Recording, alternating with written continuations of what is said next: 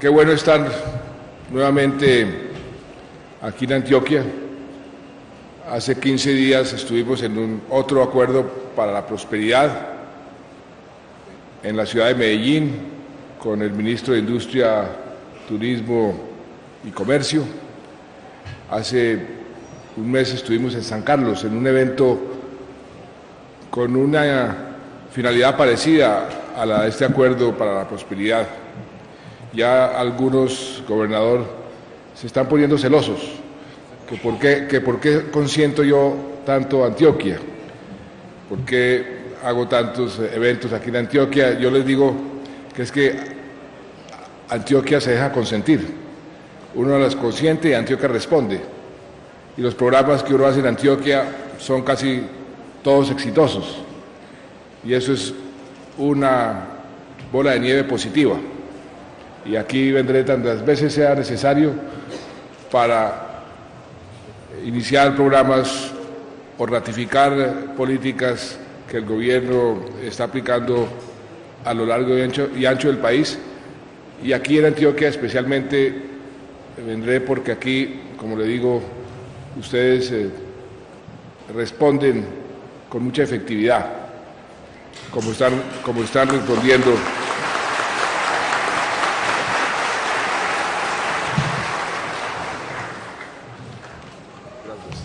Esta semana, como todas, ha sido una semana bastante activa. Quiero nuevamente lamentar, como lo hice anoche, la muerte de don Julio Mario Santo Domingo. Don Julio Mario Santo Domingo fue un colombiano que creó mucha prosperidad, mucha empresa, mucho empleo, pero quisiera señalar un aspecto de este gran industrial que quisiera resaltar, porque es un ejemplo para otros empresarios, para otros industriales, para otros grandes hombres de empresa. Julio Mario Santo Domingo siempre tuvo como una de sus prioridades eso que deben tener todas las empresas, el sentido de responsabilidad social, y siempre fue muy generoso y siempre fue muy dedicado a que esas empresas que él iniciaba contribuyeran al progreso social de las regiones, de las gentes. Tres empresas que quiero simplemente señalar como ejemplos de esa responsabilidad social de Julio Mario Santo Domingo. La Fundación Mario Santo Domingo, que está por todo el país construyendo viviendas de interés prioritario, participando en muchos procesos que tienen que ver con el desarrollo social de las regiones.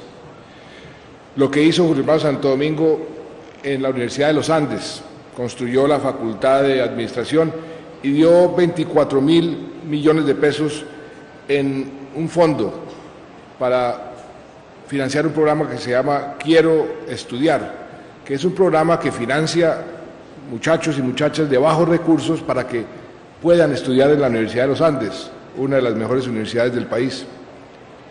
También su aporte, por ejemplo, a la ciudad de Bogotá con el Centro Cultural Julio Mario Santo Domingo, que es uno de los centros más importantes del país. Y hablando de la Fundación Mario Santo Domingo, miren la coincidencia.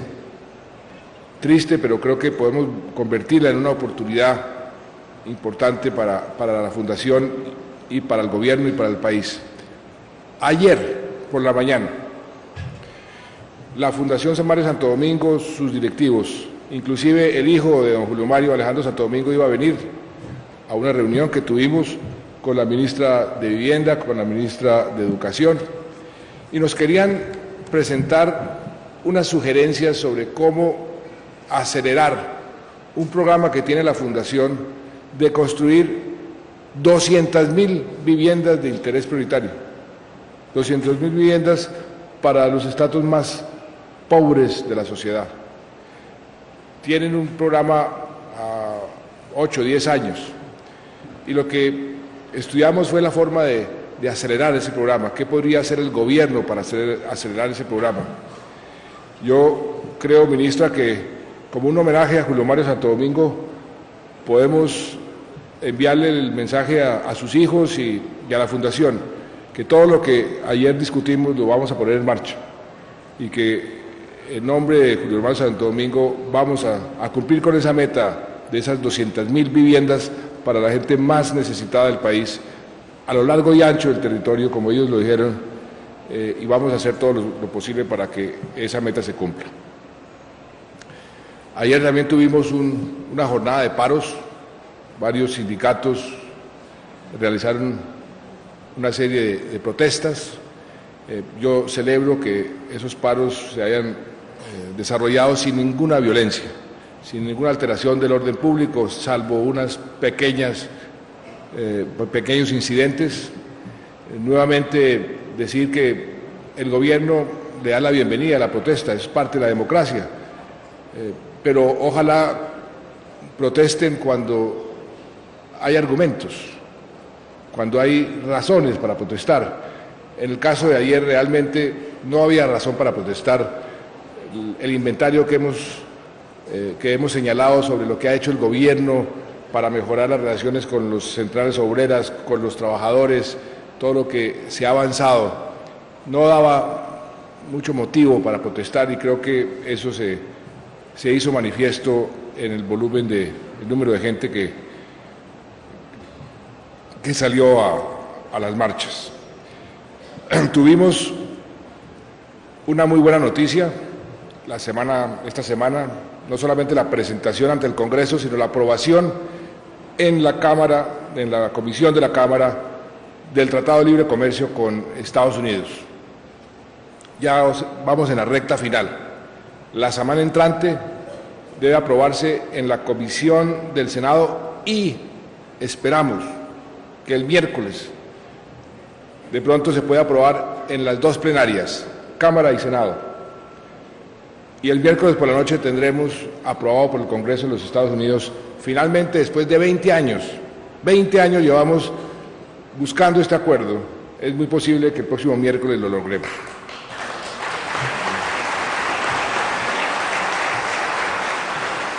Esto, como le ha sucedido a otros países, como le sucedió a Chile, como le sucedió a México, es una oportunidad enorme, pero tenemos nosotros también que trabajar, que prepararnos para aprovechar ese mercado que es el mercado más importante del mundo y que geográficamente Colombia está muy bien ubicada porque tenemos costa por el Caribe, costa por el Pacífico, estamos a 2 horas entre Miami y Barranquilla o Cartagena y tenemos que aprovechar muy bien ese acuerdo. Por eso vamos a iniciar un proceso de preparación, por así decirlo, del país para cuando entre en vigencia, que yo creo que será a mediados del año entrante, porque eso tiene unos procesos ya, la entrada en vigencia plena, o el primer trimestre del año entrante, dependiendo de cómo evolucione la parte puramente procedimental dentro del gobierno de Estados Unidos, pero preparémonos para que podamos aprovechar bien ese mercado muy importante, el más importante del mundo. Tuvimos una reunión de la Mesa de la Unidad, los partidos que hacen parte de la Unidad Nacional, el Partido de la U, Partido Conservador, el Partido Liberal, Partido Cambio Radical y el Partido Verde. Hay 2 proyectos importantes que se les dio la bendición. El proyecto de educación superior.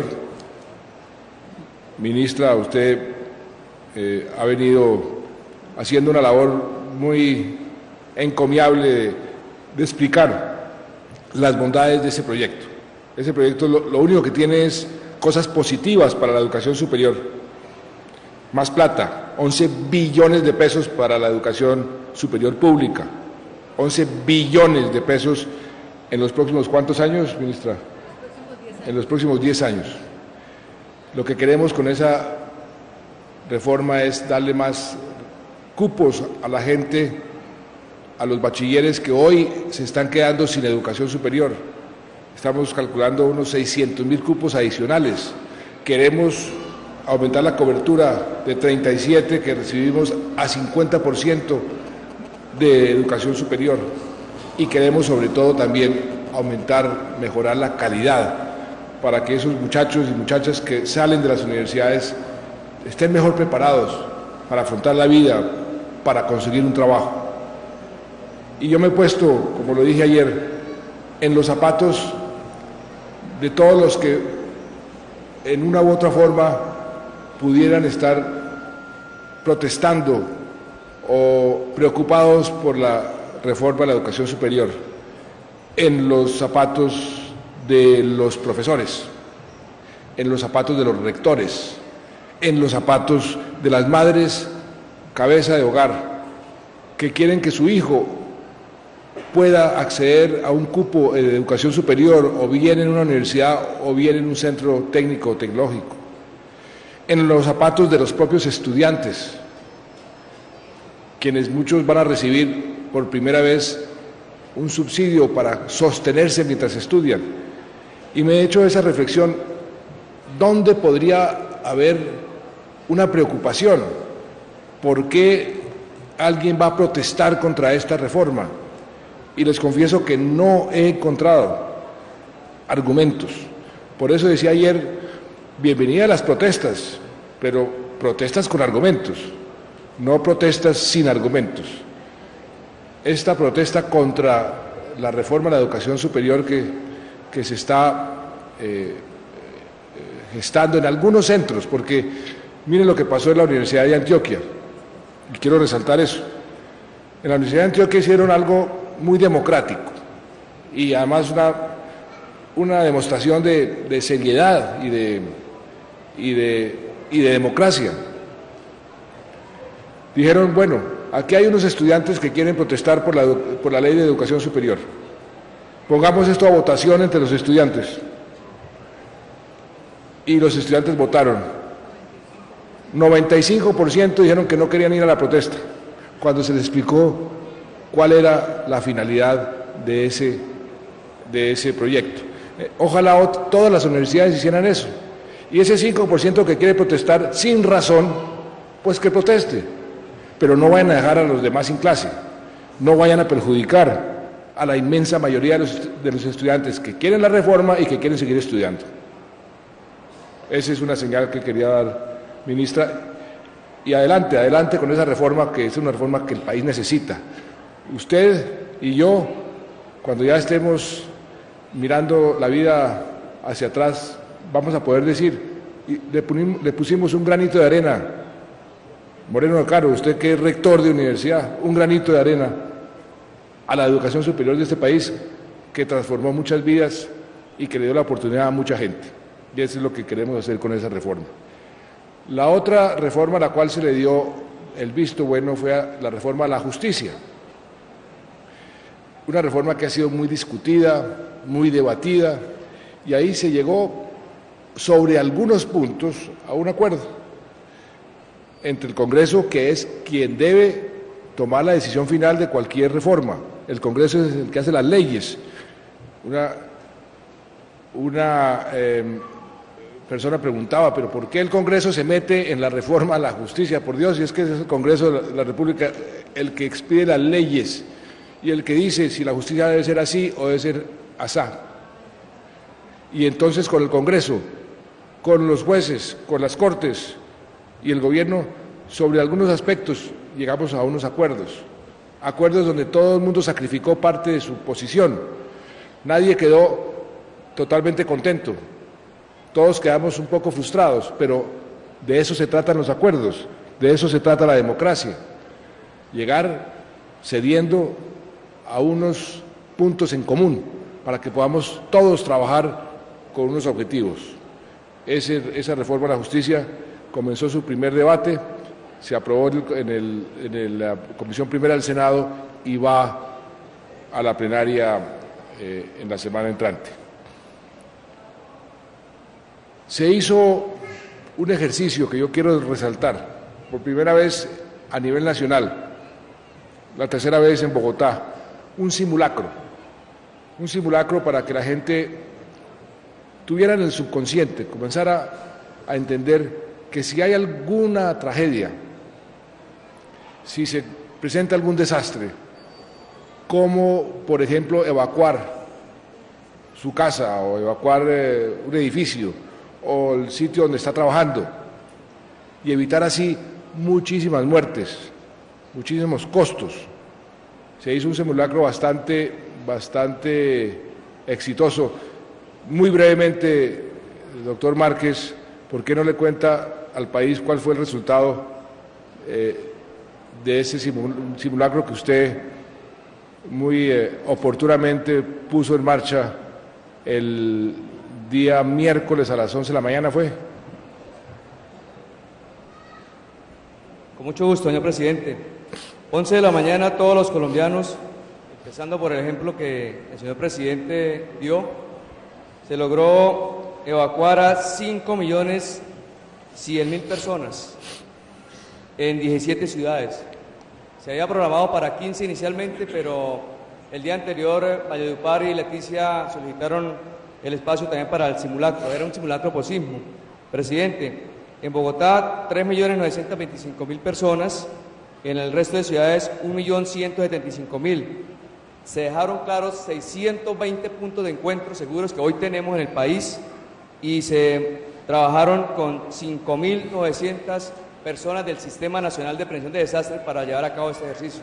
Ese fue el resultado que se hizo a partir de las 11 en punto y en promedio entre 4 y 7 minutos se utilizaron para evacuar cada una de estas edificaciones y cada una de las casas y los edificios que fueron programados en ese sentido. Muchas gracias, doctor Márquez. Pues eso tiene un mensaje que en muchas situaciones es el mismo y el resultado también es el mismo. En la salud es mejor prevenir que lamentar. En la vida en general es mejor prevenir que curar. Aquí en los desastres, si uno previene, si uno se prepara, va a tener unos costos mucho menores, mitigar los costos, de eso se trata. Y en las políticas públicas, por eso la reunión que hicimos hace un par de semanas con los empresarios, con los trabajadores, cómo vamos a hacer para prepararnos para este huracán a nivel internacional, para que no nos dañe los buenos indicadores que estamos teniendo en materia de empleo, en materia de crecimiento, en materia de inversión, en materia de desarrollo en las diferentes regiones. ¿Cómo hacemos para que eso no se afecte con la situación internacional? Estamos previniendo y tenemos ya algunas ideas para ver si aceleramos el gasto, la inversión en ciertos sectores que hacen que la economía se mueva más rápido. Y a propósito de eso, las cifras que ayer se dieron a conocer sobre la situación macroeconómica del país no podrían ser mejores. Se han logrado recaudos casi 1% del PIB por encima de lo que estaba establecido. Son cerca de 6 billones de pesos adicionales por el buen crecimiento y el buen desempeño económico y la mayor eficiencia de la DIAN. Se redujo el déficit fiscal. En lugar de 4% vamos a tener 3.3%. Se aumentó la inversión pública. Todo eso nos protege mejor de una eventual recesión internacional. También pusimos en marcha la Comisión de Ordenamiento Territorial. Es una comisión que es producto del desarrollo de la Ley de Ordenamiento Territorial, muy importante para poner en marcha ese sueño que ya estamos realizando de planear nuestro desarrollo por regiones. Y ahí Antioquia va a poder jugar un papel muy, muy importante.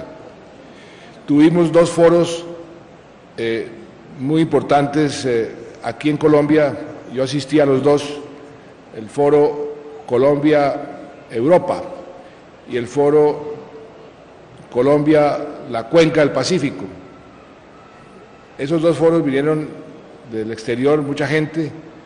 Al del Pacífico vino el expresidente Alan García, y ya Colombia se está colocando como uno de los países líderes y más atractivos para todos los inversionistas. ¿Eso en qué se traduce? En más empleo, en más producción.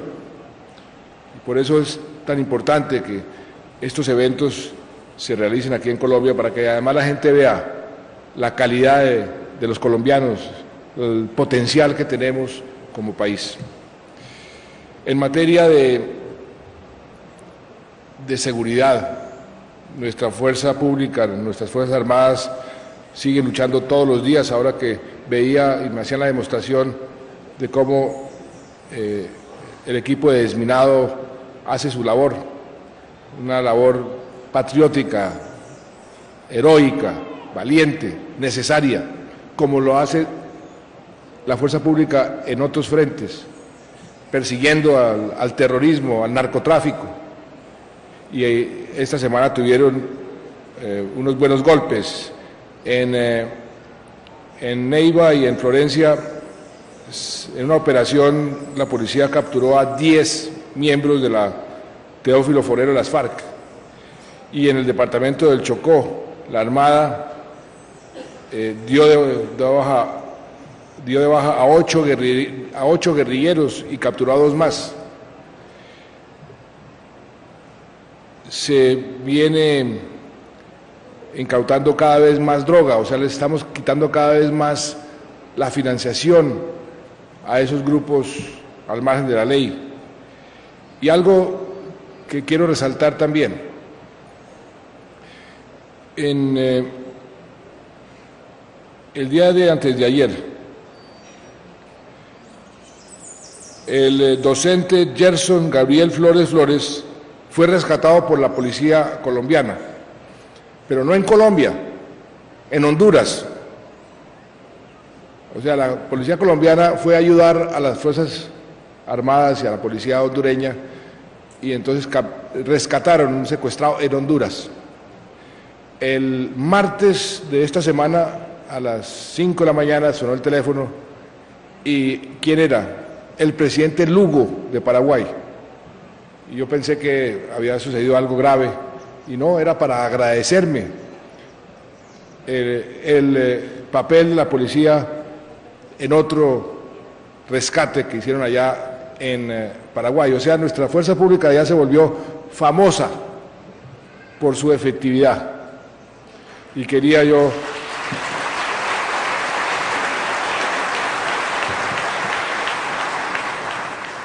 y los indicadores están mostrando esa efectividad. Miren, yo a veces hago estos recuentos porque creo que el país tiene que saber cómo vamos en esa materia.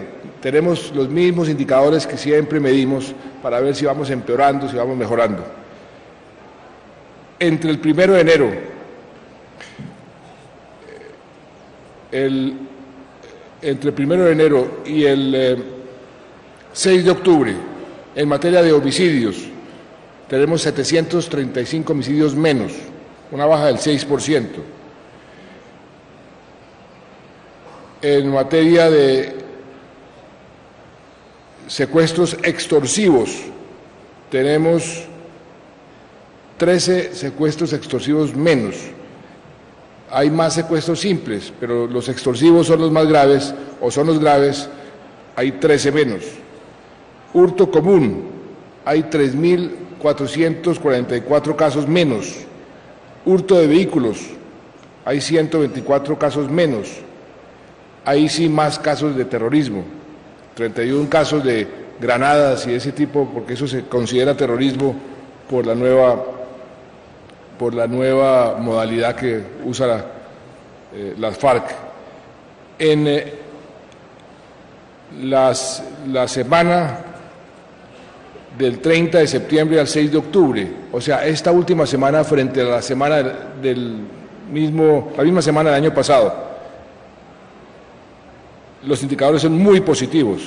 24% menos en homicidios, 37% menos en lesiones comunes, 100% menos en secuestros, 46% menos en hurto común, 32% menos en hurto de vehículos, donde sí aumentó 6 casos más de ese tipo de terrorismo fue en las cifras de terrorismo. Pero en términos generales sigue la tendencia descendente, que es para nosotros lo más importante. Ahora sí, a lo que vinimos, el tema que nos reúne hoy es un tema de gran importancia porque nosotros le damos una prioridad muy especial al retorno de la población desplazada. Es uno de nuestros compromisos, parte fundamental de nuestra política económica y social, nuestra política en general, es buscar que la gente desplazada retorne a sus sitios de origen y pueda vivir una vida digna, y pueda vivir inclusive mejor de lo que estaba viviendo cuando fueron desplazados. Por eso este acuerdo para la prosperidad, por eso, gobernador, cuando estuvimos en San Carlos, por eso dije cómo me sentía de contento ese plan de que Medellín financie vivienda en el municipio de San Carlos para que los desplazados que están en Medellín regresen a ese municipio. Me pareció que esa iniciativa tenía todo el sentido y por eso ya estuve apoyando al municipio, apoyando también al alcalde de Medellín, porque eso es también tener visión. Hemos querido, en cierta forma, generar en el país yo lo llamaría una mentalidad reparadora, después de tantos años, tantas décadas de violencia. Tenemos que reparar el espíritu, reparar el corazón, reparar la sociedad, las comunidades, y mirar para adelante y construir país y mirar positivamente. Por eso todas esas políticas aisladas tienen un común denominador, que es esa mentalidad reparadora. El mejoramiento de la infraestructura social, el desminado, las medidas de rehabilitación, las acciones simbólicas para reconstruir los lazos sociales, la presencia de la fuerza pública para garantizar la no repetición. Todo eso tiene como objeto normalizar nuevamente la actitud de todos nuestros compatriotas y poder mirar para adelante con más optimismo. Y por eso hemos también lanzado un nuevo incentivo, se llama el incentivo incentivo Familias en su Tierra, así lo hemos llamado, incentivo Familias en su Tierra, para promover que las familias regresen. Sí, doctor Diego, ¿por qué no brevemente usted hace un resumen sobre en qué consiste ese nuevo incentivo que estamos lanzando, que hemos lanzado recientemente, dirigido a las familias para que regresen? Presidente, el incentivo al retorno de la reubicación, denominado Familias en su Tierra, tiene un propósito: hacer y poner en acción la ley de víctimas. El incentivo que busca aprender de lo que nos enseñó sobre todo la experiencia del Oriente Antioqueño. Es un incentivo que busca que en un periodo de 2 años, más de 60.000 familias colombianas, que están retornando en más de 120 municipios, a través de un incentivo económico, durante el primer año recibirán en efectivo 1.200.000 pesos cada 2 meses. Adicionalmente, el incentivo operará integralmente para que tengan materiales para mejorar la vivienda. Un incentivo con materiales y semillas para que tengan seguridad alimentaria. El incentivo además tiene el uso de materiales y acompañamiento técnico para que inicien un proyecto productivo. Tiene un valor alrededor de 6.500.000 pesos, todo ese paquete, para que hagamos la primaria con esas familias. Como ya retornaron, vamos estabilizándolo mientras que llegue el resto de entidades. El incentivo lo que busca es aprender que si a las familias les damos seguridad alimentaria, huerta, mejoramiento de vivienda y inicio de proyecto productivo, se pueden estabilizar. Y eso lo que hace es poner en funcionamiento la ley de víctimas con esto que usted ha propuesto de incentivar el retorno y la reubicación. Y además van a estar beneficiadas familias retornadas o reubicadas o en procesos de restitución de tierras. Gracias. Gracias, Diego. Pues esto es muy importante porque es que el retorno significa un triunfo en muchos frentes. La gente cuando retorna ya de por sí significa un triunfo de la seguridad. Retornan porque ya se sienten tranquilas. Es un triunfo para el campo, porque retornan a poner a producir el campo como lo producían antes. Y también es un triunfo en eso que les decía, ese espíritu de reparación, el espíritu de reconciliación. O sea que esta política de motivar el retorno es algo que para nosotros es muy importante, por eso este acuerdo para la prosperidad lo consideramos especialmente importante. Y como me gusta haberlo hecho aquí en Cocorná. Y alcalde, mi papá y mi mamá me enseñaron a ser agradecido. Y Cocorná me puso más del 90%, 93% de los votos. Entonces yo soy un presidente agradecido.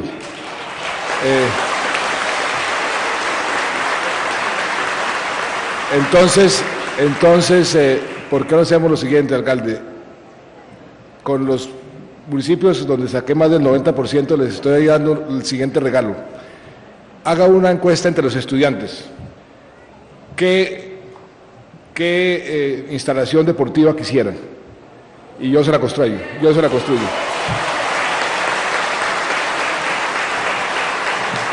Y usted tiene ahí a su derecha el que va a ejecutar eso, el que va a dar los recursos. Entonces, escoja,